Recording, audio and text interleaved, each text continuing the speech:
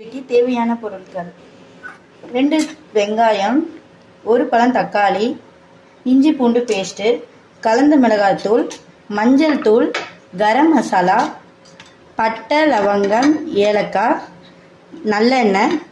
Chicken நம்ம ஊற வச்சுருக்கோம். 1 தக்காளி, 1 வெங்காயம், கொத்தமல்லி, இஞ்சி பூண்டு பேஸ்ட்டு பெரட்டி வச்சுருக்கோம். இதை ஒரு 10 நிமிஷம் நம்ம ஊற வச்சோன்னா நல்லாயிருக்கும். மசாலா அதில் இறங்கியிருக்கும். வாங்க அதை பார்க்கலாம். இதில் நம்ம எண்ணெய் ஊற்றிக்கலாம்.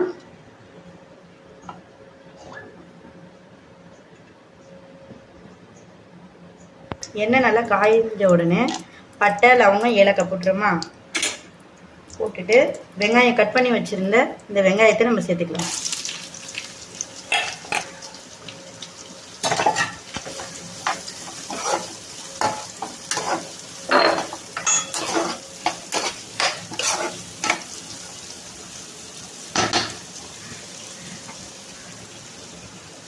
இது நல்லா ப்ரௌன் நிறமாக ஆன உடனேயும் இதில் இஞ்சி பூண்டு சேர்த்துக்கலாம்.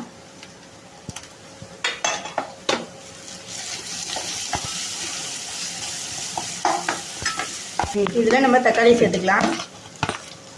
அதோட கொத்தமல்லி சேர்த்துக்கலாம்.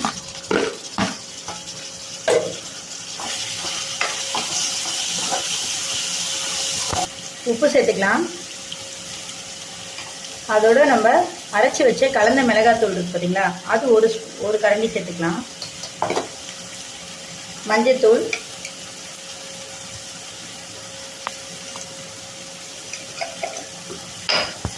ஒரு கரண்டி கரம் மசாலா. இதை நம்ம ஒரு பெரட்டிடலாம். அப்படியே இதில் நம்ம மசாலா போட்டிருந்த சிக்கனை இதில் சேர்த்துக்கலாம்.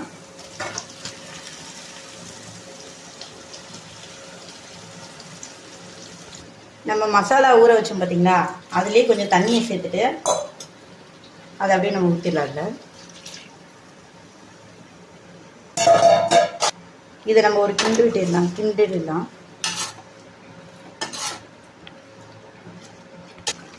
நல்லா கொதி வந்துருச்சு. நம்மளுக்கு சிக்கன் கிரேவி ரெடி. இது மேலே கொஞ்சம் கொத்தமல்லி போட்டு நம்ம இறக்கிடலாம். நம்ம சிக்கன் 65 ஆல்ரெடி ரெடிமேட் மசாலா வச்சு நம்ம ஊற வச்சாச்சு. இப்போ இதை நம்ம வாங்க வறுக்கலாம். கடாய் நல்லா காஞ்சிருச்சு. அதில் நம்ம வறுக்கிறதுக்கு தேவையான எண்ணெயை ஊற்றிக்கலாம். இப்போ மசாலா போட்டு வச்சுருந்த சிக்கனை இதை நம்ம வறுத்துடலாம்.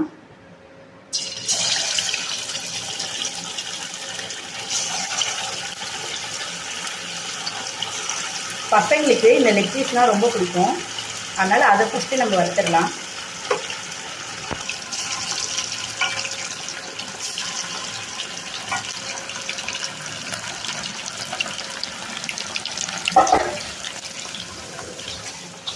இதை நம்ம திருப்பி போட்டுக்கலாம்.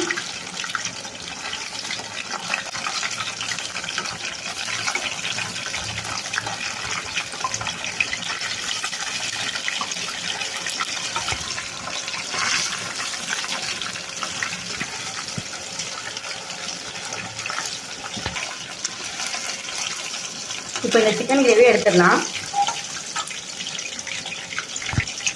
இப்போ இந்த வறுத்த சிக்கனை நம்ம எடுத்துடலாம்.